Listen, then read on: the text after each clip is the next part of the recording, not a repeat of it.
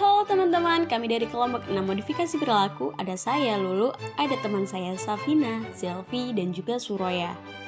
Pada konten kali ini, kita akan mengangkat tema modifikasi perilaku dengan teknik modeling dan self-management. Apa saja sih yang akan kita bahas? Ya, ini yang akan kita bahas. Yang pertama, pengertian teknik modeling.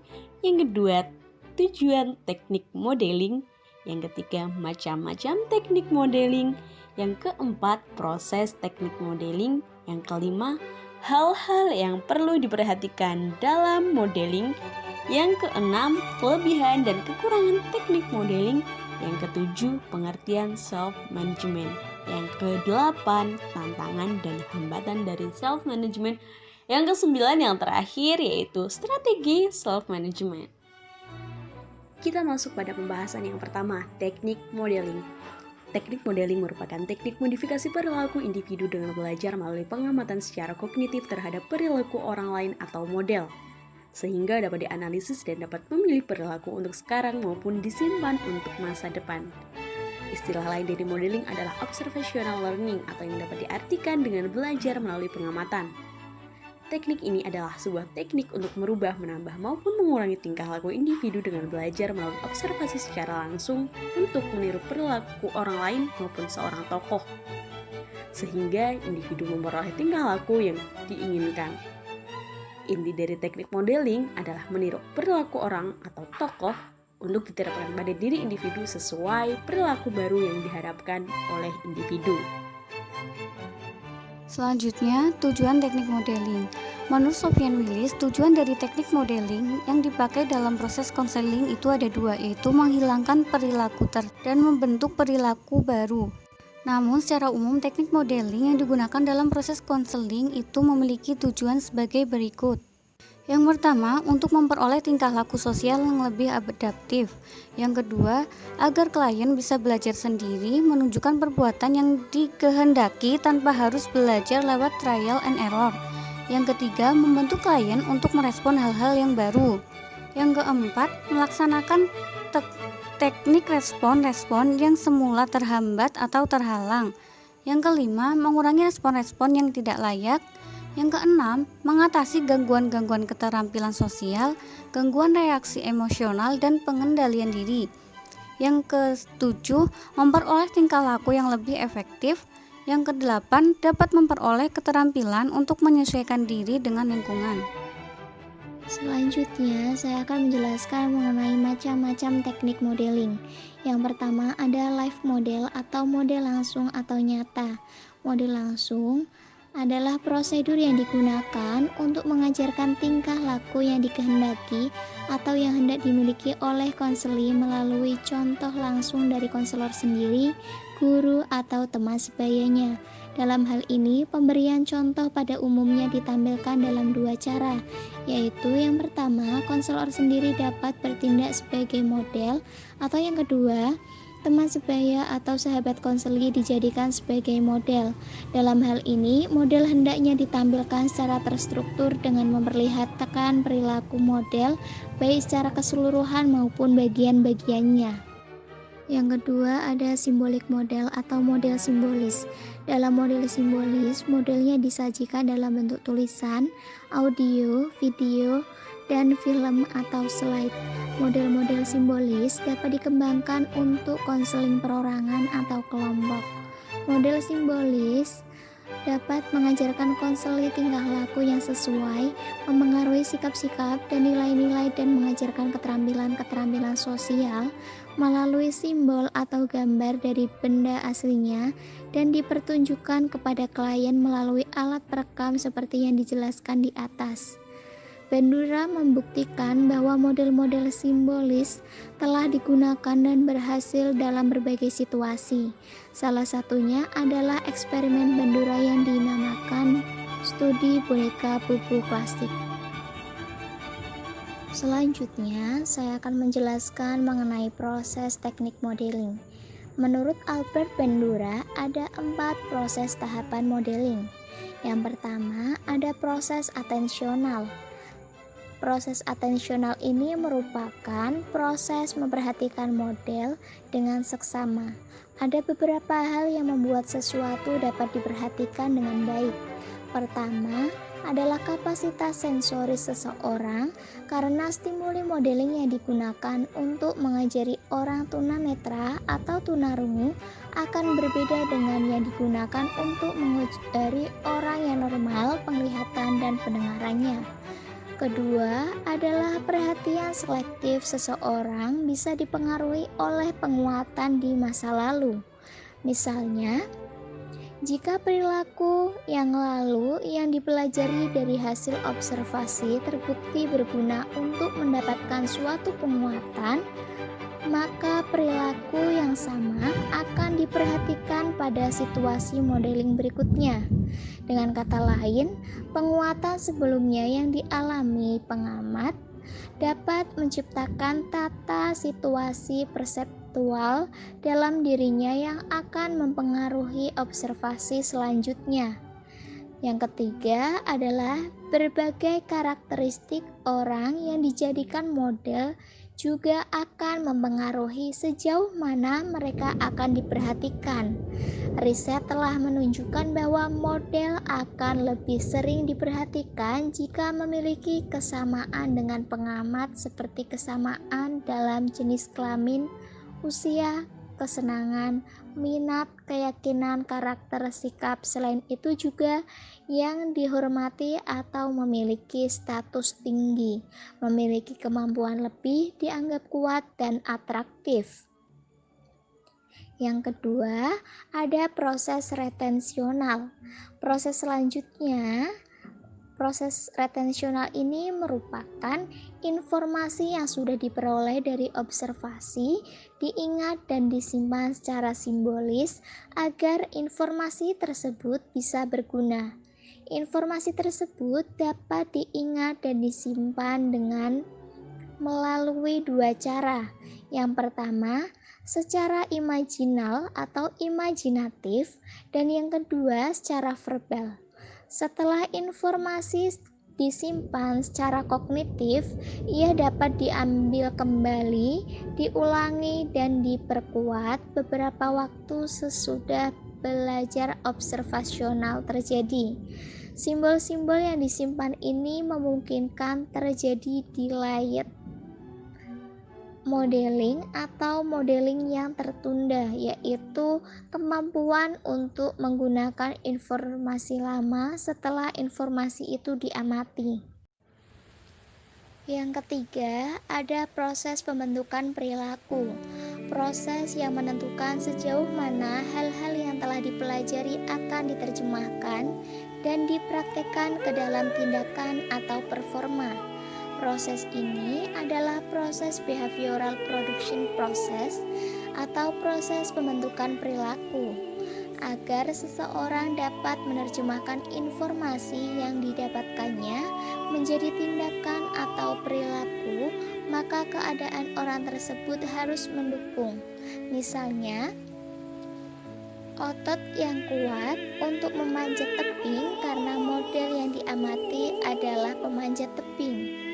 Bandura berpendapat bahwa jika seseorang sudah diperlengkapi untuk dapat memberikan respon yang tepat terhadap informasi yang didapat dari hasil belajar observasionalnya, dibutuhkan suatu periode rehearsal atau latihan repetisi kognitif sebelum perilaku pengamat menyamai perilaku model. Selama latihan ini, individu mengamati perilaku mereka sendiri untuk kemudian membandingkannya dengan perilaku model. Jika masih terdapat perbedaan, maka individu dapat mengkoreksi perilakunya sendiri sampai ada kesesuaian yang memuaskan antara perilaku pengamat dan model. Yang keempat, ada proses motivasional. Proses terakhir ini bisa disebut dengan proses penguatan yang bertindak sebagai dorongan. Menurut Bandura, penguatan memiliki dua fungsi utama. Yang pertama, Ia menciptakan ekspektasi dalam diri pengamat bahwa jika mereka bertindak seperti model yang diamatinya, diperkuat untuk aktivitas tertentu, maka mereka akan diperkuat juga. Kedua, ia bertindak sebagai insentif atau motif untuk menerjemahkan belajar ke kinerjanya. Seperti yang sudah kita ketahui, bahwa apa yang sudah dipelajari melalui observasi akan tetap tersimpan sampai di pengamat itu punya alasan untuk menggunakan informasi tersebut. Jadi kesimpulan dari keempat proses tersebut adalah belajar observasional melibatkan atensi atau perhatian, retensi atau pengingatan atau penyimpanan, kemampuan behavioral dan insentif atau motif atau alasan. Maka dari itu, jika belajar observasional tidak dapat terjadi pada seseorang, hal itu bisa diakibatkan dari pengamat tidak mengamati aktivitas model yang relevan, tidak mengingatnya, serta tidak dapat melakukannya, atau karena tidak memiliki insentif yang pas untuk melakukannya. Bahasan selanjutnya yaitu hal-hal yang perlu diperhatikan dalam modeling. Berikut ini beberapa hal yang harus diperhatikan ketika Anda menggunakan teknik modeling. Yang pertama, menetapkan bentuk modeling yang akan dipakai. Apakah itu live model, symbolic model, multiple model, atau model conditioning. Yang kedua, untuk live model, pilihlah model yang merupakan teman dekat atau teman sebaya konseli yang memiliki kesamaan seperti usia, status ekonomi, dan penampilan fisik. Hal ini sangat penting terutama bagi anak-anak. Yang ketiga, apabila memungkinkan, alangkah lebih baiknya untuk menggunakan lebih dari satu model. Yang keempat, kompleksitas perilaku yang dijadikan model harus sesuai dengan tingkat perilaku konseli. Yang kelima, kombinasikan modeling dengan aturan, instruksi, behavioral rehearsal, dan penguatan. Yang keenam, pada saat konseli memperhatikan penampilan tokoh, berikan penguatan alamiah kepada konseli. Yang ketujuh, apabila memungkinkan, buat desain pelatihan untuk konseli menirukan model secara tepat, sehingga akan mengarahkan konseli pada penguatan alamiah. Bila tidak, maka buat perencanaan pemberian penguatan untuk setiap peniruan tingkah laku yang tepat. Yang kedelapan, apabila perilaku bersifat kompleks, maka episode modeling dilakukan mulai dari yang paling mudah ke yang paling sukar. Kesembilan, skenario modeling harus dibuat secara realistik. Yang terakhir, melakukan pemodelan di mana tokoh menunjukkan perilaku yang menimbulkan rasa takut bagi konseli, misalnya dengan sikap manis, perhatian, bahasa yang lembut, dan perilaku yang menyenangkan. Selanjutnya yaitu kelebihan dan kekurangan teknik modeling. Adapun kelebihan dari teknik modeling yaitu dapat mengamati secara langsung model, sehingga konseli bisa dengan cepat memahami perilaku yang ingin diubah serta lebih efektif.